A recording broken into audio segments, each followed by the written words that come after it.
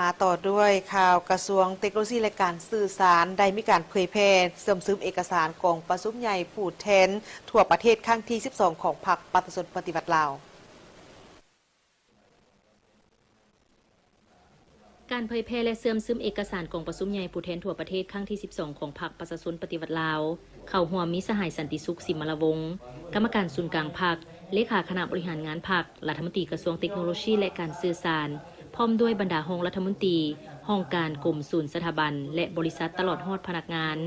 เอกสารที่นำมาเผยแพร่ครั้งนี้ประกอบมี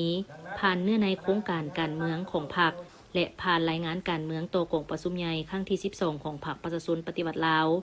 โดยสหายแก้ววิสุขโสรพลห้องเลขาคณะบริหารงานพรรคห้องรัฐมนตรีกระทรวงเทคโนโลยีและการสื่อสารผ่านแผนพัฒนาเศรษฐกิจสังคมแห่งชาติ5 ปีครั้งที่ 10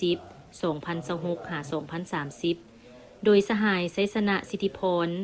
กรรมการประจำพรรคห้องรัฐมนตรีกระทรวงเทคโนโลยีและการสื่อสารและผ่านมติกองประชุมใหญ่ผู้แทนทั่วประเทศครั้งที่ 12 ของพรรคประชาชนปฏิวัติลาวโดยสหายไซลือซาอินทรีเสียงใหม่กรรมการประจำพรรคประธานกฎกาพรรคห้องรัฐมนตรีกระทรวงเทคโนโลยีและการสื่อสารการซึมครั้งนี้แม้นเพื่อสร้างความเป็นเอกภาพด้านแนวคิดให้พนักงานและสมาชิกพรรคทั่วกระทรวงเทคโนโลยีและการสื่อสาร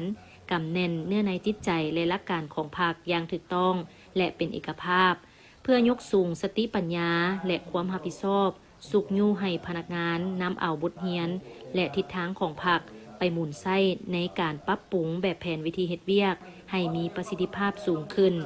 เพื่อพันขยายมติของพรรคหันเอาเอกสารสำคัญต่างๆมาเป็นแผนงานและโครงการละเอียดเพื่อหาประกันให้การจัดตั้งปฏิบัติเวียกงานภายในบรรลุตามคาดหมายที่วางไว้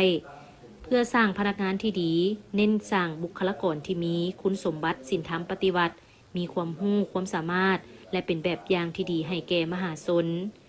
ในพิธีดังกล่าวได้ประกาศแต่งตั้งพนักงานนำพาคุ้มครองจำนวนหนึ่งและได้มอบมติตกลงการอนุมัติสั่งตั้งคณะพักรากฐานบริษัทไปรษณีย์ลาวจำกัดประกอบนี้3หน่วยพักที่ขึ้นกับคณะพักรากฐานมี